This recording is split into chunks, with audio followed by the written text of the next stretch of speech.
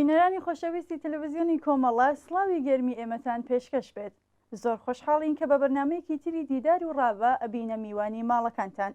ئەم بەرنمەیە هەروەک لە ناوەکەشیەوە دیارە لە هەر ئاڵلقەیەک ئاوەڕێک ئەداتەوە لەلایەنە جۆراوجۆرەکانی ژیان و بەرهەمەکانی هۆنەرمەند، شاعر، ئەدیب، نووسەر و ژانرەکانی بواری هۆنەر و ئەدەبیات، جا چ وەک دیمانە لەگەڵ کەسەکان بێت یان وەک نووسین و ئامادەکردن سەبارەت بەو بابەتانە.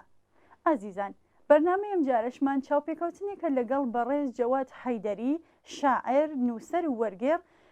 و تەوەری بەرنامەکەشمان سەبارەتە بە بارودۆخی چاپ، فرۆش، پێشوازی و ناوەڕۆکی کتێب چ وەک نووسین و چ وەک وەرگێڕان لە کوردستان بەگشتی و لە هەرێمی کوردستان بە تایبەتی. بۆ هیوایە ناوەڕۆکی باسەکەمان جێگای سەرنجی ئێوەی خۆشەویست بێت. فەرموون بۆ بینینی.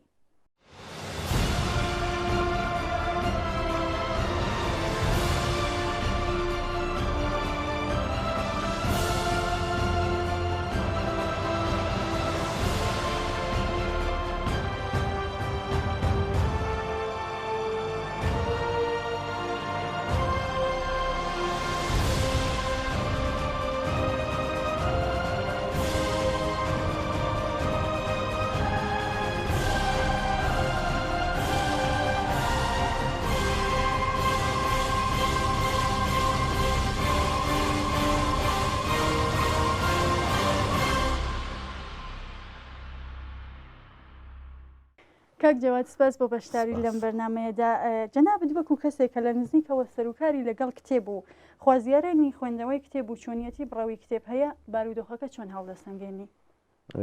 لە ئێستادا سەرەتا سڵاوم هەیە بۆ بینەرانی تەلەڤیزیۆنی کۆمەڵە، سڵاو و ڕێزم هەیە بۆ جەنابتان و هاوکارەکانتان. لە ڕاستیدا بەگشتی ئێستێ لە بواری کتێبە تا ئاستێکی زۆر وەزع باشە، هەم لە ڕۆژهەڵاتی کوردستان لە باشوور تا ڕادەیەک، بەڵام لە ڕۆژهەڵاتی کوردستان نووسەرەکان، وەرگێڕەکان، لێکۆڵەوەرەکان بەڕاستی هەم خەمی زمانی کوردی ئەخۆن، هەم بۆ دەوڵەمەندکردنی کتێبخانەی کوردی، چونکە بەڕاستی کتێبخانەی کوردی کتێبخانەیەکی هەژارە. ئێمە لە زۆر بواردا زۆر کڵۆڵین، هەژارین. جا بۆیە لە ئێستادا لە ڕۆژهەڵاتی کوردستان کتێبی باش دەرەچێت، ڕۆمانی باش، چیرۆک، لێکۆڵینەوە، قاموس، بە تایبەت دەم چەند ساڵەیە دواییدا قاموسی زۆر باش و شەرنامە کاری باش کراوە لە ڕۆژهەڵات. لە باشووریش ئەگەر حسابیکەی زۆر و بۆریەکی پێوە دیارە، بەڵام لە ئاستی کوالیتی ئەوانە ڕۆژهەڵات باشترە لە کتێبەکان، هەم لە چاپ، هەم لە وەرگێڕان، هەم لە نووسین، چونکە بەداخەوە زۆر و بۆریە کەوتووە لە باشوور، زۆر ئێحتمام بە زمانەکە نادرێ، بە کوالیتی کتێبەکان نادرێت، بەڵام لەودی بە خەمخۆریەوە، بە دڵسۆزیەوە لەودی و کەیفیەتیش باشترە تا ئەمدی. بەڵێ کاک جەواد، ئەو کتێبانەی بە تازەی دێنە بازارەوە زۆرتر لە چ بوارێکدان؟ لە بواری کوالیتی و ناوەڕۆکەوە ئێوە بۆ خۆتان چۆنیان دەبینن؟ و پرسیارێکتریشم ئەوە بوو، ئاستی خوێندنەوە و پێشوازی چۆنە لەو کتێبانە؟ لە ڕۆژهەڵات ئەوەندەی من ئاگادار بم، کوالیتی باش و پێشوازی باشیش دەکرێت لە کتێبەکان، لە هەموو بوارەکاندا، لە بواری ئەدەب، لە بواری دەروونناسی، لە بواری سیاسی، لە بواری سینەمایی، لە هەموو بوارەکاندا کتێبی باش دەرەچێت لەودی و لەم دیویش لەودی و پێشوازی باشیش لە کتێبەکرێت، سەرەڕای دۆخی نالەباری ئابووری خەڵک، بەڵام خوێنەری جددی هەر هەیە پێشوازی لە کتێبەکرێت. لەم دیویش کتێب زۆر دێتە بازار، تاکوتەراش پێشوازی ئەکرێت، بەڵام لە بواری کوالیەتی، لە باری زمانەوە، لە باری ڕێنووسەوە هەڵە و پەڵەی زۆر تێدایە هی باشووری کوردستان. بەڵام لە ڕۆژهەڵات ئەو شتانەیەمە زۆر بە کەمی دەیبینین، یا هەر نایبینین، یا گە بشی بینین لە پەنجەی دەست تێناپەڕێت. بەڵام لەم دیوەداخەوە زۆر و بۆریەکی پێوە دیارە، ئەمە شوای کردووە کوالیەتی، کەیفیەتی کتێبەکان دابەزێت. ساڵانش پێشانگای کتێب هەیە، بەڵام سەرەڕای هەموو ئەوانش خوێنەری جددی هەیە، دەخوێنرێتەوە. ئێستێ لە باشووری کوردستان زیاتر کتێب بە گەشەی مرۆیی دەدەن علومی ئینسانیەکان ڕۆمانیش گرنگی پێدرێ ئێستێ فەلسەفەش زیاتر لێرە گرنگی پێدرێ. ئەی بارودۆخی وەرگێڕان چۆنە ویا بڵێن تا چ ڕادێکتوانێتی وەڵام دەرەوەی سەردەمەکە بێت؟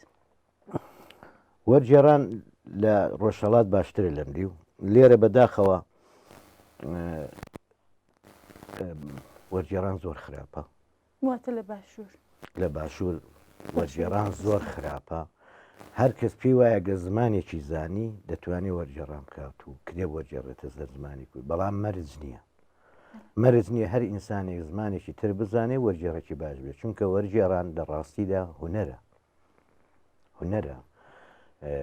وەک دەنگخۆشی چۆن کەسێک دەنجی خۆشە گۆرانیاڵێ خۆ مەرج نییە هەموو کەس گۆرانی بڵێ. لە وەرجێڕانیشدا مەرج نییە هەموو کەس وەرجێڕێ، چونکە وەرجێڕان ئەگە ئێمە دەڵێن هونەرە بەڕاستی دەبێ هونەرێکی پرۆفشناڵ بێ، هونەرێکی باش بێ، وەرجێڕانێکی باش بێ. من ئێستێ بە پەنجەی دەست وەرجێڕ دەناسم دەنام ئەم زۆر و بۆریەی کە ڕۆژانە دەیبینین بە سەدان کە دێبێتە ناو کتێبخانەی کوردیەوە لە باشووری کوردستان هەڵە و پەڵەیەکی زۆری پێوە لێ دیارە هەم لە زمان هەم لە ڕێنووس هەم لە هەڵەی مۆزوعیشی تایە هەڵی بابەتیشی تایە. جا لەبەر ئەوە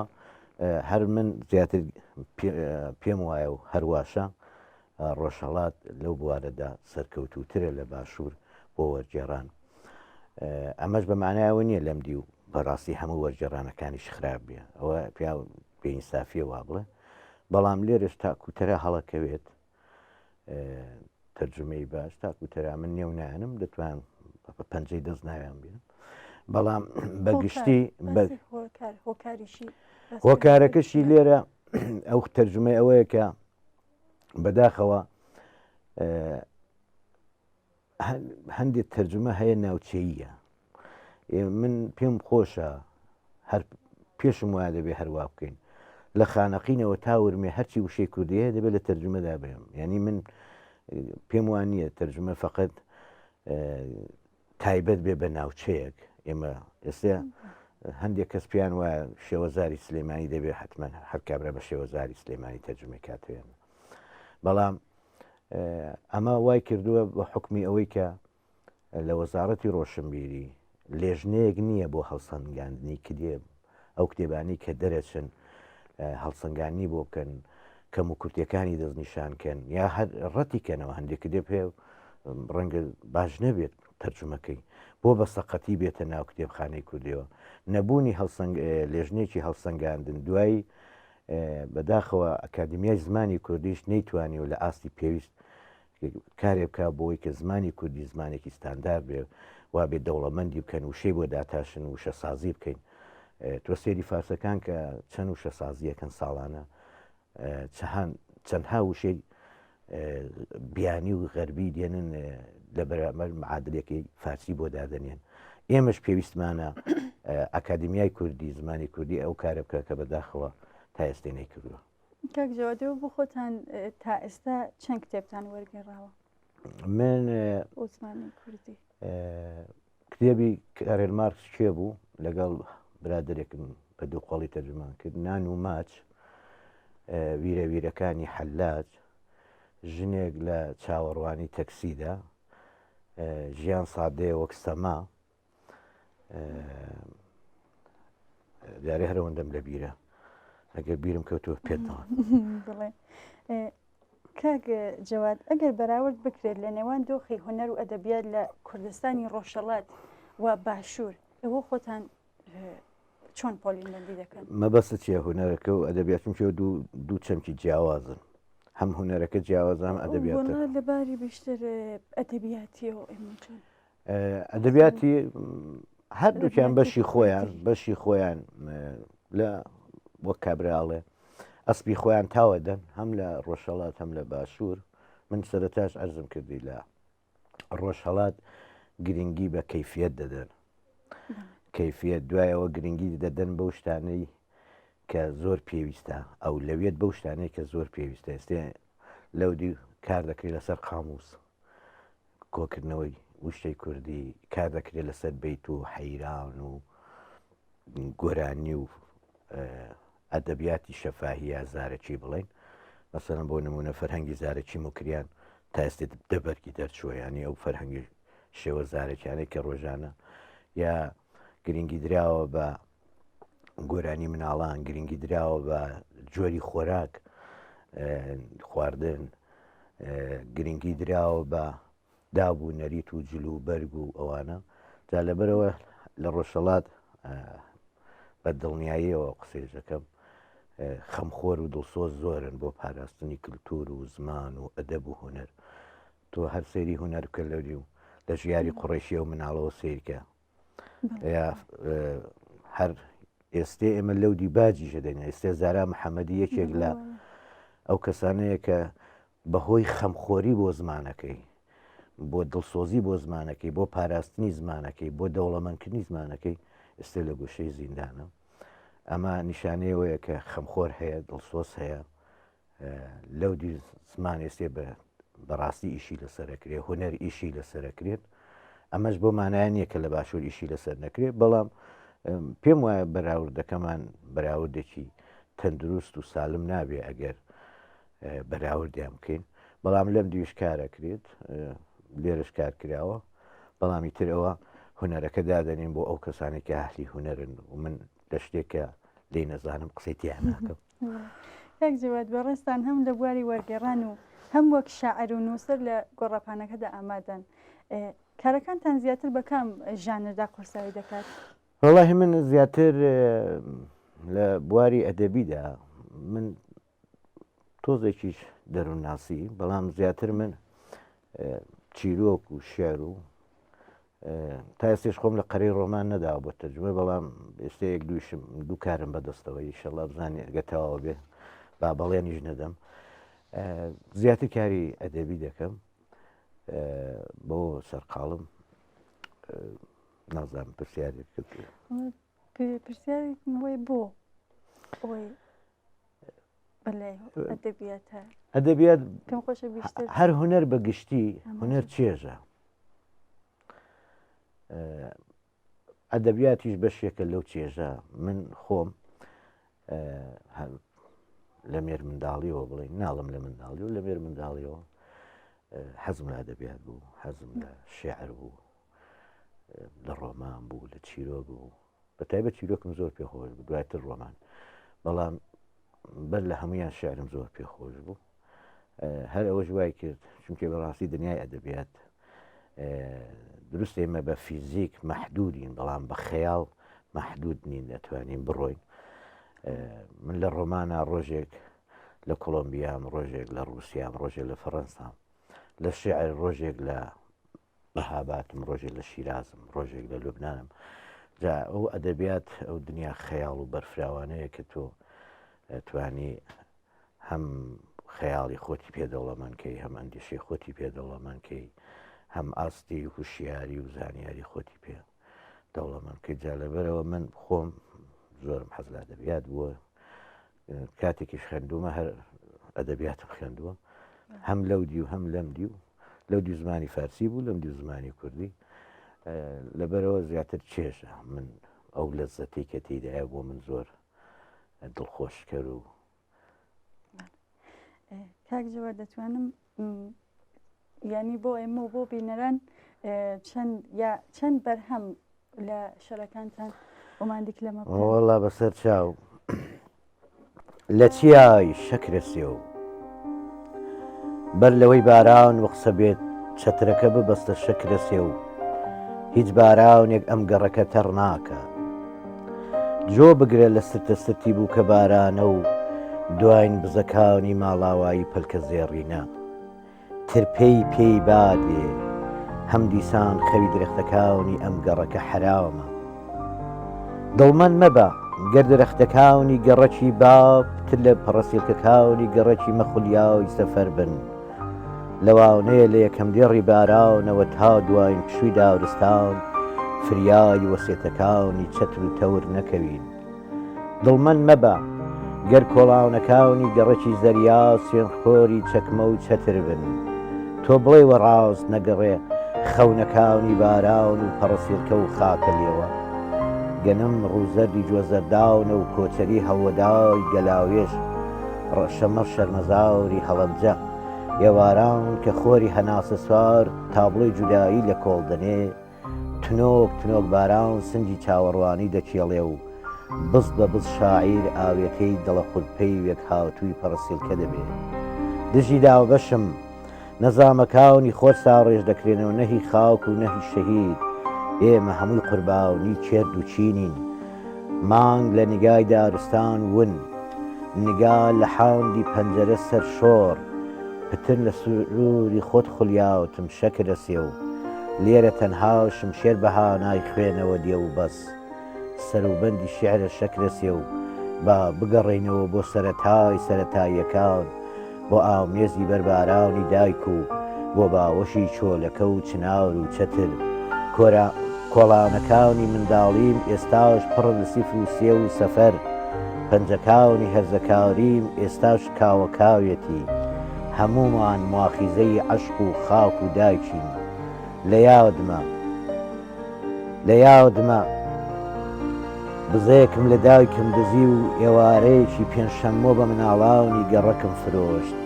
گۆرانیەکی باوکم دزی و لە کۆشی کچاوی دراوسێدا داوبەشم کرد نەچاو و نەچاویلکە بەشی چاوەڕوانی دەکەن نەخاک و دایک بەشی شەهید جۆ بگرە شەکرە سێ و من لە بارانە لە شەقامە لە شیعرە عاشقترم لە قسان شەکرە سێ و قەناریەکانی ماڵی ئێوە بێ ئاواز عاشقن ببوورە خانە نشینی دانەدانەی خاڵتم شەکرە سێ و دەستخۆشستانەکەم فقەت ئەو کتێبیشە بناسێن بۆ بینەرانمان هەرکەس پێ خۆش بوو وەڵایم کتێبە ڕاست دەوێت لە بازاڕە نەماوە تەنیایش بەشم ناکە یەکەم کۆمەڵە شێعرم بوو کە ساڵی 2008 لە سلەیمانی چاپکرا بەنیازم ئەگەر تەمەنمان کورد نەبێ و تا ماوەیەکی تر بژین بەنیازم چاپی تازی بکەمەوە هەروەها هەندێکیش لەو شێعرە تازانەی کە نووسیمون لەگەڵ ئەم کۆمەڵە شێعرەی یەکەمیان کە تەنیایش بەشم ناکە چاپیان بکەمەوە ڕەنگە لە کۆتایی ئەم ساڵدا ئەگەر ئەوڵەتە ساڵی میلادی نە ساڵی شەمسی پێشنیاری کاکجەواد بۆ ئەو کەسانەی دەیانەوەی لە بواری وەرگێڕاندا کارکەن چییە؟ وەڵای پرسیارێکی زۆر بەجێت کرد دەست خۆش بێ سپاست دەکەم بۆ پرسیارە بەڕاستی ئێمە ئەبێ زۆر بە گرنگیەوە بڕوانینە وەرگێڕان من پێشتریش ئەرزم کردی وەرگێڕان کاری هەموو کەس نییە هونەرە بەڵام لە وەرگێڕاندا ئێمە پێش هەموو شت ئەبێ ئەو زمانەی کە تەرجمەی دەکەینەوە بە باشی بزانین زمانی دووەمیش هەم زمانی یەکەم هەم زمانی دووەم ئەو کە لە هەمووی گرنگترە ئێمە دەبێ چونکە وەرگێڕان لە ڕاستیدا داڕشتنەوەی دووبارەی دەقا بە زمانی دووەم داڕشتنەوەی دووبارەی دەقا بە زمانی دووەم مەسەرەن تۆ لە فارسیەوە دێکی دەبێ و دەقەدا بڕێژیەوە وەک خۆی بەڵام لە زمانی کوردیدا داڕشتنەوەی سەر لە نێو داڕشتنەوەی دووبارەیە و دەقەیە لە زمانی دووەمدا جا بۆیە پێویستە وەرگێڕ پێش هەموو شتێک زمانی نەستەق پەندی پێشینیان ئیدیۆمی زمانەکە بزانێت چونکە من ڕۆژانە بینیومە دەیبینم مەردی حیسابیان کردووە بە پیاوی ژمێریاری مەردی حیسابی ینی پیاوی باش بوو ینی ئەو حیسابەکەی بە حیسابداری حاڵی بووە یا مەسەلەن بینیمانە کابرا فارسەکە دەڵێ یارۆ ئەسکورە دەرڕەفت کوردیەکەی بێ ئەوەی کە داهری بوو شێخی نەماخوای نەما شتێکی ئاواڵن لە ئەو هاتووە دەڵە پیاوەکە لە کوورەکە هاتە دەرەوە دیارە لی تێ نەگەیشتووە جا لەبەر ئەوە بەداخەوە ئێستێ دەڵم لە دوای ڕاپەڕینەوە لە باشووری کوردستان ئیدیۆم لە تەرجمەدا نەماوە کابرا ناتوانێت معادلەی ئەو شەیە لە کوردیدا بدۆزێتەوە یا بە سەقەتی دایدەنیە یا لی تێ نەگەیشتوە چونکە بەر لە هەموو شتێ لە تەرجمە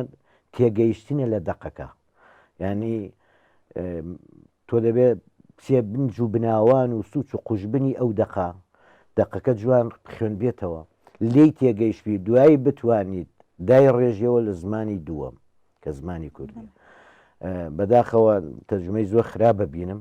ئەمەش نیشانەی ئەوەیە لە دەقەکە تێ نەگەیشتووە دوایەوە زمانی یەکەم مەسەلەن ئەو کەسانەی کە تەرجمەی فارسی ئەکەنەوە دەبێت و کەسە خۆی فارسی کە خوێن بێ هەم بە ڕێنووس خوێن بێتی هەم بە ڕێزمان خوێن بێتی ینی ڕێنووسەکەش مەسەلەن حوسن حەسەنیان کردووە بە حوسن حوسنیان کردووە بە حەسەن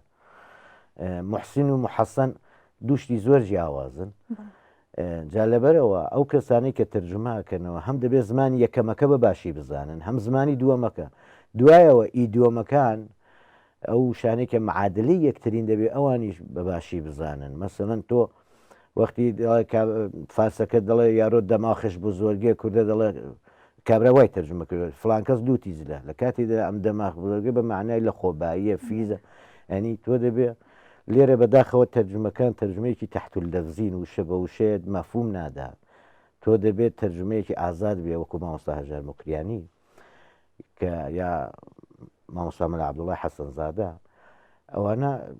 وایان کورداندووە بەستێت تۆ خەیامە خوێنیوە کوردیەکەی لە فارسیەکەی خۆشترە کاک ناسری حسامی شاملی تەرجمە کردوێتەوە کوردیەکەی ئەوەندە خۆشە حەز ناکەی تەرجمەیە حەزەکەی چونکە تەرجمە دەبێ و خوێنەر هەست نەکا کە ئەمە دقێکی وەرجێڕاو دەخوێنێتەوە یعنی دەبێ وا هەستکا کە دقێکی نووسراوە هەر بە زمانی کوردی نووسراوە یعنی تۆ دەبێ وای بکوردێنی وا دقەکە وەرجێڕیت کە خوێنەر تا کۆتایی لەگەڵت بێت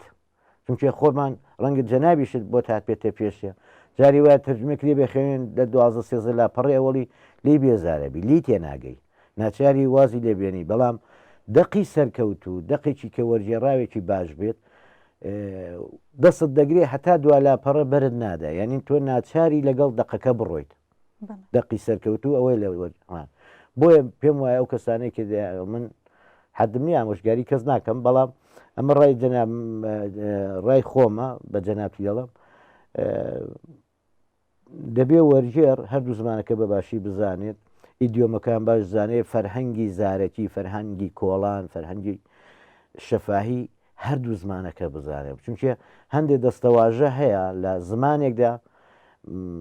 دەبێت لە زمانەکەی دووەمدا بۆی بدۆزیەوە ڕەنگەکە تۆ تەحت لەفزیبیکەی زمانایکی نەبێت بەڵام تۆ دەبێت بگەڕێ معادلەکەی لە زمانی دووەمدا بۆی بدۆزیەوە بۆی کە دقەکە دقێکی سەرکەوتوو بێت تاک جواد من پرسیارێکم لەماگەر خۆتان شتێک بە پێویست دەزان کە ئاماژەتان پێ نەکردبێ فەرموو وەڵا سپاسە دەکەم من شتێکی ئەو تۆم بە زێهن ناگا بەڵام بەگشتی داواکارم ئێوە کە لە میدیا ئیشەکەن بەداخەوە لە باشووری کوردستان میدیا زۆری زەربە لە زمانی کوردی داوە ئەو کەسە ڕێزم هەیە بۆ برادرانەی کە لە ڕادیۆ تەلەڤیزیۆن ئیشەکەن بەڕاستی پێویستە هەموو تەلەڤیزیۆنێک ڕاوێژکارێکی هونەری و ئەدەبی هەبێت بە تایبەت لە بواری زمانەوە چونکە دەستەواژێ وا دەوترێ و ڕستەی وا دەبیستم و دەبینم پێم سەیرە ینی چۆن مەسەلەن دەڵێ لە باتی بڵێ لافاو هەستا دەڵێ لافاو دروست کرا لافاو دروست ناکرێت هەڵەستێت یا مەڵێک نە بکرد دیارە نەفاعیل دیارە مەفعول نازانی ینی ڕستە بەندیەکان ئەوەندە خراپن بە تایبەت لە ڕاستەوخۆکاندا من تا ئێستێ کەم پێشکەشکارم بینیوە